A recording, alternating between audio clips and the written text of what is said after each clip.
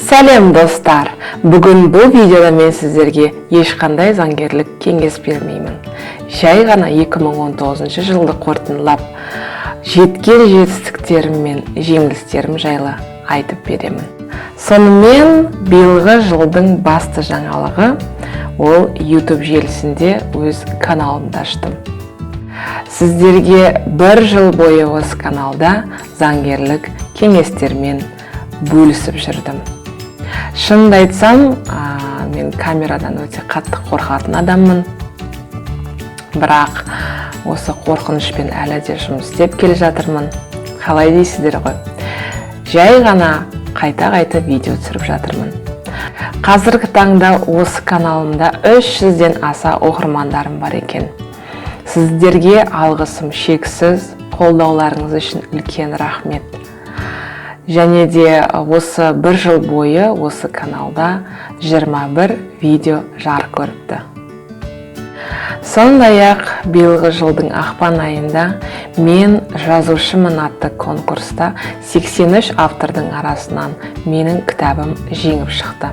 Ол дегеніміз баспахана 100 данаға дейін кітабымды тегін шығарып береді. Алайда бір белгілі себептерге байланысты кітабым 2020 жылы Алла қаласа жарыққа шығады. Сондай-ақ қыркүйек айында биыл бағым жанып конкурс арқылы Алматы қаласындағы әдебиет мектебіне оқуға түстім. Яғни, орысша айтқанда открытая литературная школа Алматы деп айтылады. Шынымды айтсам, өте қатты қуандым, себебі бұл конкурс мен үшін өте маңызды болды. Екінші попыткам былай айтқанда. Оқу 2019 жылдың қазан айынан бастап 20 жылдың мамыр айына дейін созылады. Яғни бір жыл бойы біз әдебиет саласында түрлі білім аламыз. Бұл оқу лекция және семинардан тұрады. Әрине ақылы, бірақ конкурс арқылы өткендерге жеңілдік бар. Бұл жердің мамандары, яғни ұстаздары әдебиет саласындағы ең мықты, білікті мамандар болып табылады. Сондықтан да осы курсты біткеннен кейін және де менің кітап жазу шеберім одан әрі артады деген сенімдемін. Шілде айынан бастап ресейлік бір компаниямен бірінші рет Instagram желісі арқылы ақылы реклама жасадым. 2020 жылы ол серіктестігіміз арта түседі деген үміттемін. Тамыз айынан бастап өз-өзіме жұмыс істеймін деп шештім. Бұл шешімді қабылдау оңайға соққан жоқ, себебі өз-өзіне жұмыс істеу мен үшін үлкен жауапкершілікті қажет ететін сияқты. Енді мынау келе жатқан 2020 жылда өзіме бір кішкентай команда жинасам деген жоспар бар. Және де ол жоспарды іске асыру үшін әлі де тынбай еңбектену қажет. Қараша айында Америка Құрама Штаттарының агенттігі қолдауымен конкурс арқылы тегін социальный видеоблогинг курсын тамамдадым. Ол курста бізге осы YouTube желісінде белгілі блогерлер YouTube'тың қыр-сырларын үйретті. Және де оны байқаған боларсыздар, қазір өзімнің каналымда қолданып жатырмын. Әлі де қолданамын, себебі YouTube желісі тұтас бір мамандық сияқты, оны терең зерттеу керек, көп сан қырлы сырларын білу керек, сонда ғана сенің YouTube каналың жандана түседі, және де көп адамдарға қызық болуы мүмкін.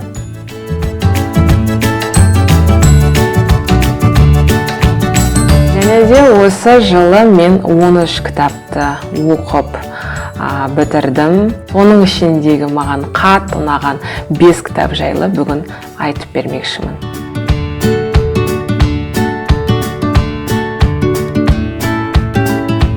Бірінші кітап ол американдық жазушы Айн Рэндтің «Атлант расправил плечи» атты кітабы. Кітап былай қарағанда қалың болып көрінгенмен өте тез және жылдам оқылады. Бұл кітап темір жолдағы қызмет жасап жүрген жандар жайлы сыр шертеді. Роман «Утопия». Бұл жердегі жандардың өз ісіне деген үлкен жауапкершілігі және де адал атқаратыны, және де сол адал өз ісінің шебер жандарға басқа жандардың кедергі келтіруі, яғни мемлекеттің кедергі келтіруі. Кішкене бір ішіндегі кейбір жағдайлар біздің Қазақстанда болып жатқан саяси жағдайларға кішкене ұқсайды. Осы кітап желісімен шыққан киносы ұтымды шыққан, сондықтан да егер қатты ерінсеңіз, киносын көруге де болады.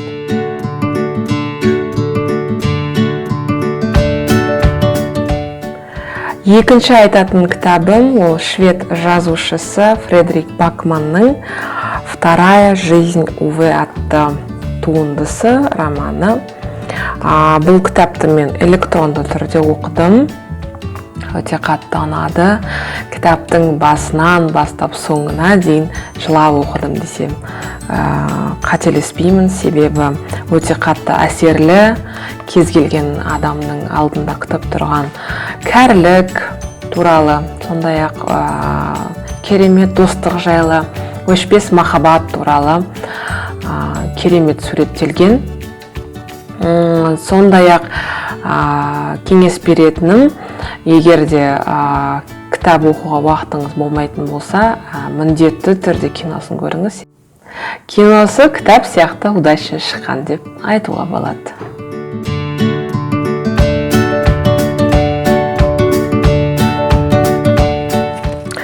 Үшінші кітап ол американдық жазушы Донна Тарттың «Щегол» романы. Көлеміне мәмірмей қойсаңыздар болады, себебі кітап өте тез және де жеңіл оқылады. Бұл туынды жеткіншек бала туралы, терроризмнің кесірінен өзінің анасынан айырылып, сол жеткіншек баланың өмірі, ұстанымы, туысқандары, достары жалпы суреттелген. Өкінішке орай біздің Қазақстандағы премьерасына бұл киноның үлгермей қалдым, себебі кинотеатрларда тек қана бір апта көрсетті. Сондықтан YouTube желісінде немесе интернет желісінде бар ма жоқ па, өкінішке орай білмейді екенмін. Бірақ сіздер егер қызық болса көрсеңіздер болады. Бұл жазушы Пулитцеровская премияның иегері. Шынымды айтсам, туындының кішкене соңғы жағы маған кішкене ұнамады. Себебі менің білуімше жазушы бұл кітапты 10 жыл бойы жазған. Сондықтан да 10 жыл бойы жазып соңына келгенде бір кішкене шаршап қалған сияқты болып көрінді маған. Мүмкін сіздерге басқаша әсер қалдырар, сондықтан да міндетті түрде осы кітапты оқуға кеңес беремін.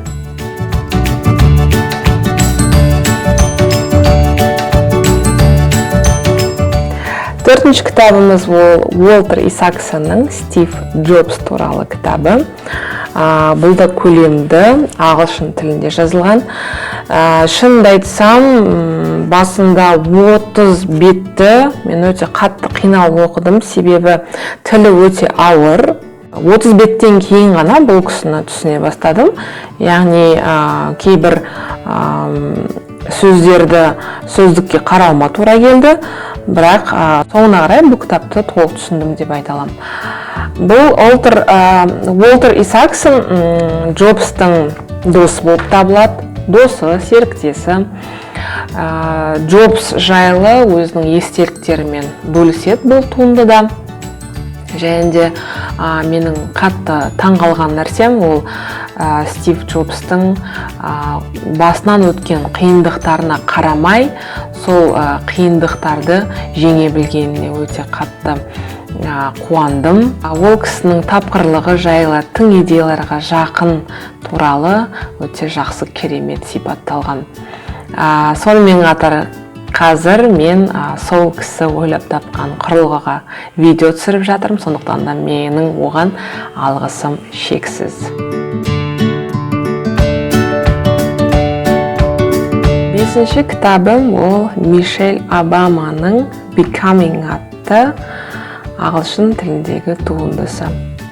Менің ақштағы бір танысым осы кітапты маған почтамен жіберген болатын, алайда ол почта маған жеткен жоқ. Шынымды айтсам, ол кітап із-түзсіз жоғалып кетті, сондықтан таппадық. Бірақ Инстаграм желісіндегі Айгерім Темир деген керемет бір ақылды қыз бар. Сол қыз маған бұл кітаптың электронды нұсқасын сыйлыққа тартты.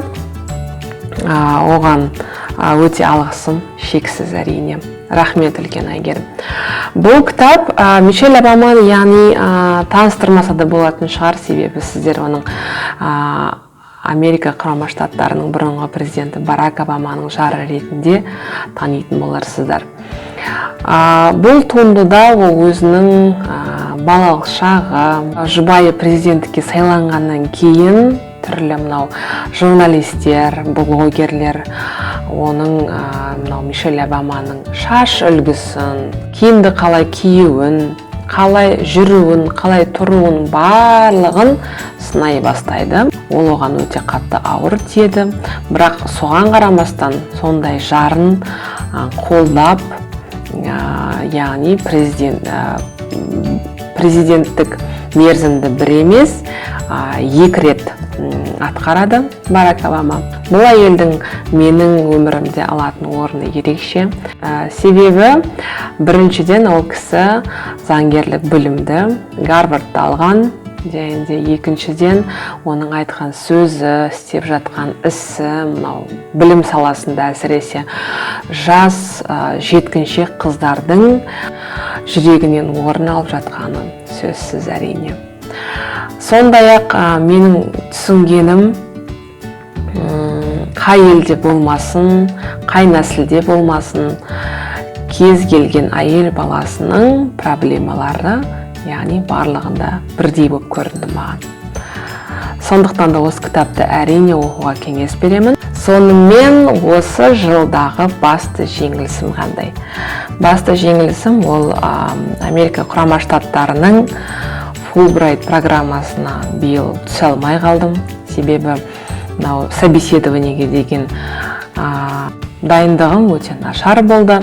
Программаға өтем деп сенімді болған жоқпын. Сондықтан да жаңағы собеседованиеге дайындалмаған болатынмын. Бірақ ендігі жылы Құдай қаласа жақсылап дайындаламын, сол сынақтың барлығынан өтемін, емтихандардың барлығын тапсырамын деген жоспар, мақсат бар. Сіздерге айтар кеңесім, ешқашан мойымаңыздар, ешқашан ешкімнің сөзіне сенбеңіздер, қолдарыңыздан келмейді, сенен ондай шықпайды деген жұрттың сөзіне көп мән бере бермеңіздер. Бастысы, әрқашан өздеріңізге 100% сенімді болыңыздар деп айтам. Міндетті түрде позитивті ойланыңыздар. Мен осы видеоны қорытындылайтын болсақ, мен сіздерді келе жатқан жаңа жылдарыңызбен шын жүректен құттықтаймын. Бастарыңызға байлық, тыныштық тілеймін. Деніміз сау, отбасымыз аман есен болсын. Келе жатқан 2020 жылы қызыққа толы, мақсаттарымыз бен алға қойған армандарымыз айқындала түсетін жыл болсын. Келесі жылы көріскенше сау болыңыздар.